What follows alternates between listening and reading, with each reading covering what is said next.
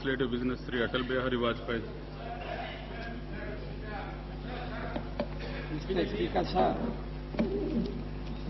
I beg to move for leave to introduce a bill to provide for the establishment of the institution of Lokpal to inquire into allegations of corruption against public functionaries and for matter connected therewith.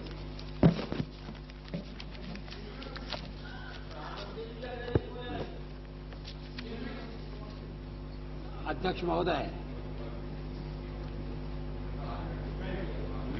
मैं इस विधेयक के समर्थन में दो शब्द कहना चाहूंगा। ये विधेयक जन्म मरण के अनेक फेरे पार करके आज की स्थिति में पहुंचा है। जब एडमिनिस्ट्रेटिव रिफॉर्म्स कमीशन का निर्माण हुआ था 1966 में मोरारजी भाई की अध्यक्षता में, तो फिर उन्होंने दो संस्थाओं के बारे में सुझाव दिए थे, एक लोकपाल और दूसरा लोकायुक्त। लोकायुक्त का गठन राज्यों में हो गया है, लोकायुक्त काम कर रहे हैं, लेकिन जहां तक लोकपाल का प्रश्न है, बार बार इस लोकसभा के सामने प्रस्ताव लाए गए, विधेयक पेश हुए, चर्चाएं भी हुई, समितियां बनी और ये सिलसिला 1968 में शुरू हुआ। 1971 में फिर इसके लिए विचार का प्रबंध हुआ। 1985 में फिर से इसे लाया गया, क्योंकि विधायी विधेयक पारित होने से पहले लोकसभा भंग हो जाती थी, लोकसभा बीच में ही तिरोहित हो जाती थी। 1996 में आखिरी बार प्रयत्न हुआ था कि इसे कानून का रूप दे दिया जाए, लेकिन तब भी लोकसभा के भंग होने की स्थिति पैदा हो गई। हमने अपने नेशनल एजेंडा फॉर गवर्नेंस में इस विधेयक को कानून का रूप देने का वचन दिया है। आज हम ये वचन अपना पूरा कर रहे हैं। हमने ये भी वचन दिया था कि प्रधानमंत्री को इस विधेयक की परिधि में लाया जाए। ये चर्चा का विषय है, इस पर भिन्न भिन्न दृष्टिकोण हो सकते हैं, चर्चा के दौरान वो आ सकते हैं, लेकिन जहां तक हमारा सवाल है, हम चाहते हैं कि मंत्रियों में और प्रधानमंत्री में, संसद सदस्यों में, और प्रधानमंत्री भी संसद का सदस्य होता है, उसमें कोई अंतर नहीं होना चाहिए।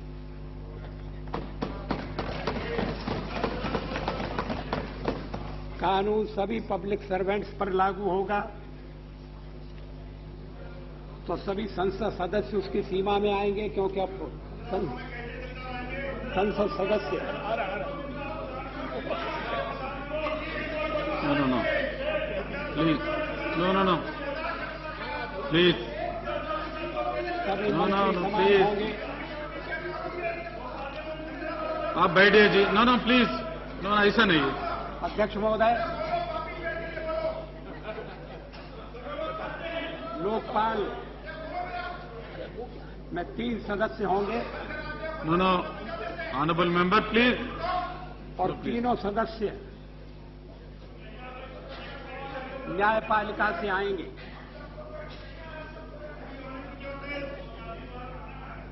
लोकपाल और अन्य 2 सदस्यों का चयन करने के लिए एक समिति बनेगी। उपराष्ट्रपति उसके अध्यक्ष होंगे। और प्रधानमंत्री के रूप में प्रधानमंत्री के अतिरिक्त लोकसभा अध्यक्ष, गृह मंत्री, उस सदन का नेता जिसमें प्रधानमंत्री सदस्य नहीं होगा वो शामिल किया जाएगा, और लोकसभा में प्रतिपक्ष के नेता और राज्यसभा में प्रतिपक्ष का नेता। No, please, let him come. No, please. Mr. Mohan Singh, please. Let him.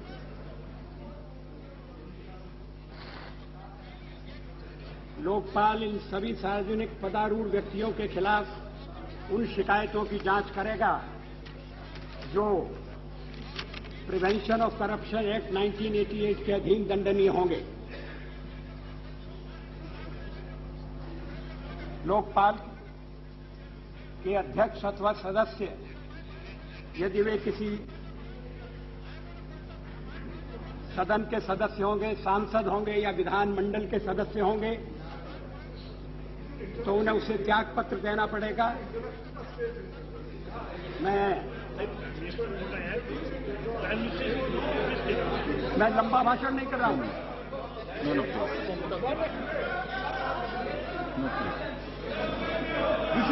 अगर the new custom and convention which you are introducing, that can't happen. No, please. It is never done.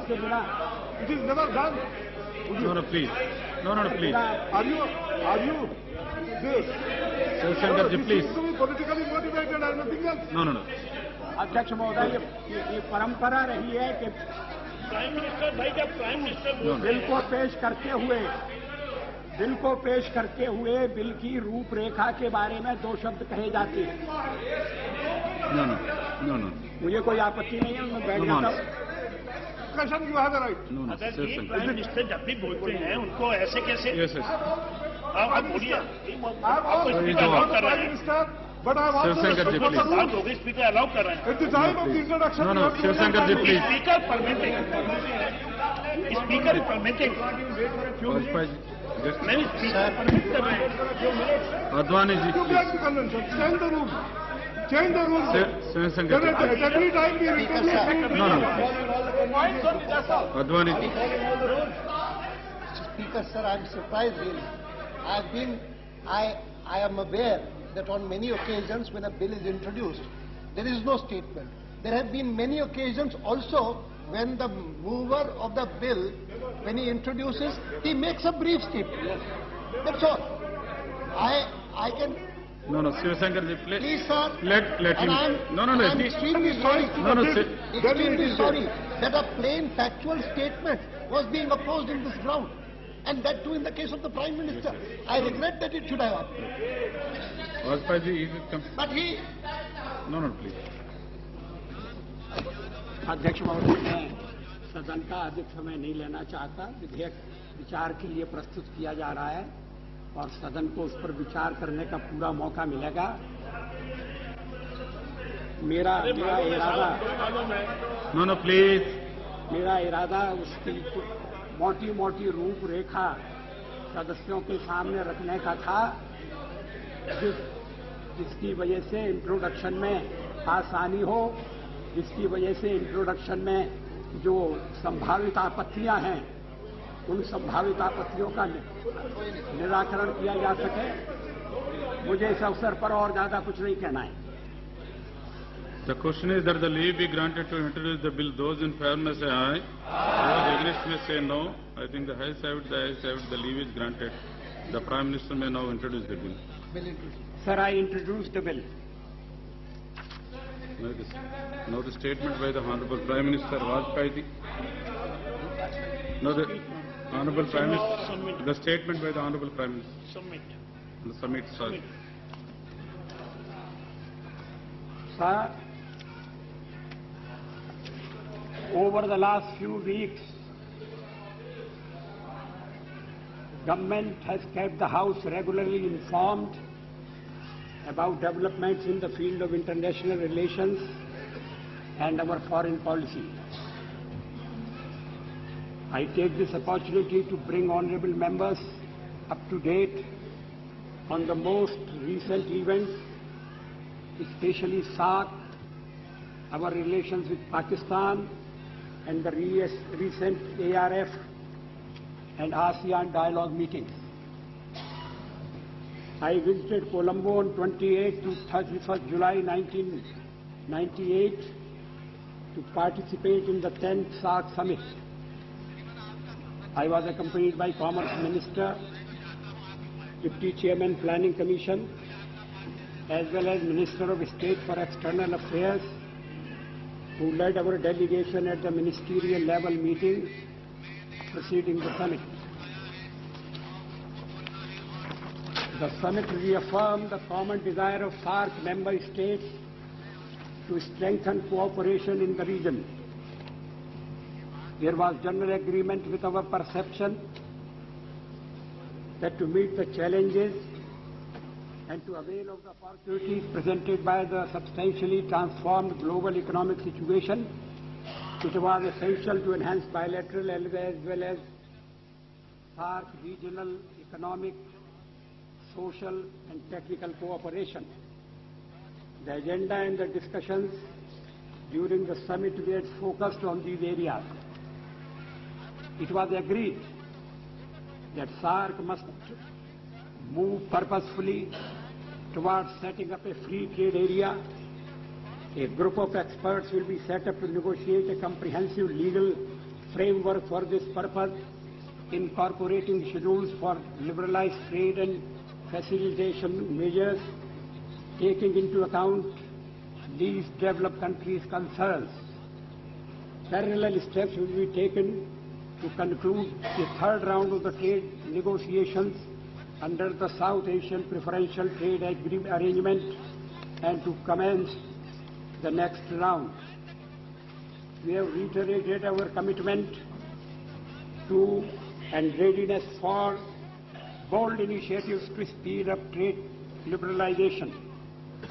I announced our government's decision to lift all quantitative restrictions preferentially on imports from SAARC countries with effect from August 1, 1998.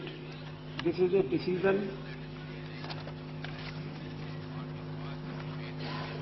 with far-reaching positive economic and developmental consequences for the region and has been welcomed. We also made known our readiness to enter into bilateral free trade arrangements with interested SAARC countries. Sri Lanka has taken up this offer. In our discussion, it was recognized that the benefits of trade liberalization would be more extensive and balanced through promoting trade-related joint ventures, investment, and trade in services such as tourism. India's decision to substantially increase the ceiling for investment for India under the fast track in SAARC countries from $8 to $15 million has also been welcomed. This will encourage a greater flow of Indian investment and stimulate trade. Important initiatives have been taken in the social sector to illustrate a social charter for SAARC, agreement to finalize a convention to combat illegal trafficking in women and children. This is to be signed at the next SAARC summit. A regional convention on child welfare will also be developed. We underline the importance of cooperation in energy through network. India has further offered to host a special meeting of science and technology ministers to consider a SAARC S&T initiative for regional projects in rural areas, directly benefiting the people. We also underline the utility of cooperation in traditional systems of medicines and have invited participation in a health ministers meeting in India for this purpose. India has reaffirmed support for comprehensive environment-related proposals. I would like to draw attention to my bilateral meetings on the sidelines of the summit with the presidents of Maldives and Sri Lanka, the prime ministers of Bangladesh and Nepal, and the chairman of the Council of Ministers of Bhutan. These meetings provided the occasion for renewing our friendly contact for fruitful discussions, enabling a review of our bilateral relations and the progress in specific areas of cooperation, as well as for sharing our perception. I took the opportunity in my interaction with other leaders to reiterate our commitment to peace and stability, setting at rest misconceptions about our recent nuclear tests. Our initiatives for confidence building and disarmament have been appreciated. There was agreement on the need to commence purposeful negotiations towards a comprehensive and non-discriminatory global nuclear disarmament regime and a nuclear weapon-free world. We have conveyed our appreciation to the Sri Lankan government for the excellent arrangements made for the summit, and in particular to President Chandrika Kumar Tunga for the vision and efficiency with which she steered the summit's deliberations. We wish her well in her new responsibility in chairing SAARC. We assure Sri Lanka of our full support. In my interaction with Pakistan Prime Minister Mr. Mohammad Nawaz Sharif, which included a long meeting on July 29, I reiterated our commitment to developing peaceful and friendly ties with Pakistan and our interest in a secure, stable and prosperous Pakistan. I urge that we should work together to develop trust and confidence and avail of the many opportunities for mutually beneficial cooperation in the economic, social and other fields so that we can improve the lives of peoples. I further underline the need to work together to address our differences in a rational and realistic manner. The atmosphere of our discussions was cordial and constructive. I took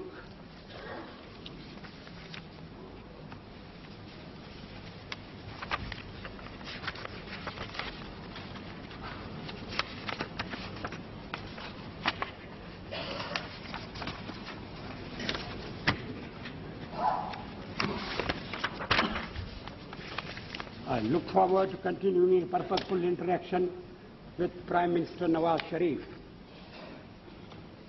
My discussions with Prime Minister Nawaz Sharif also focused on our official level dialogue. Honorable members will recall that such a dialogue had been resumed last year and that the subjects for discussion were jointly identified in June 1997. The modalities for this purpose have not yet been finalized. We directed our foreign secretaries to meet and complete this exercise. India has consistently underlined its commitment to a direct, composite dialogue with Pakistan. Such a comprehensive and sustained process will contribute to building trust and confidence, promote mutually beneficial cooperation, and help address bilateral issues. The dialogue must address the totality of the relationship and not be pursued in a narrow, segmental fashion which would defeat its very purpose, which is to build a wide-ranging and enduring relationship. A direct bilateral interaction which seeks to generate confidence and foster cooperation in functional areas and enhance people to people contacts would also help create a positive climate in which difficult issues under discussion could be purposefully addressed. It is recognized by the international community that all outstanding issues between India and Pakistan, including Jammu and Kashmir, should be settled bilaterally in a peaceful manner. The modalities which we have suggested would help ensure that the process moves forward on a broad front in a constructive and sustained manner, while at the same time providing a meaningful opportunity for discussions on confidence-building measures, cooperation, and dealing with outstanding issues as part of the composite process. Our foreign secretaries met in Colombo and exchanged views on this subject. We will remain engaged in the process and continue contacts through diplomatic channels to work out an agreement so that the dialogue could be continued. During my talks with Prime Minister Nawaz Sharif, I also emphasized that instigation and support of terrorism was incompatible with our common desire for friendly and peaceful relations, and that these activities must cease immediately. Honorable members are aware that we also participated in this year's ASEAN Post-Ministerial Conference, which is an important part of ASEAN's interaction with its dialogue partners, as well as the ASEAN Regional Forum, ARF, meeting held on July 24 to 29.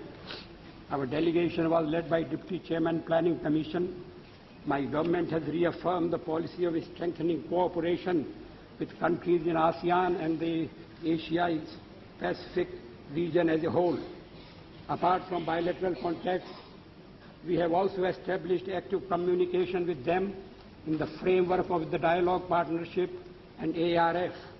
Our participation in these meetings this year was particularly important as it provided an opportunity to once again clarify our policy on nuclear disarmament in the context of the recent tests, as well as to demonstrate our continued engagement in the economic and political stability of the region and share perceptions on regional and international developments.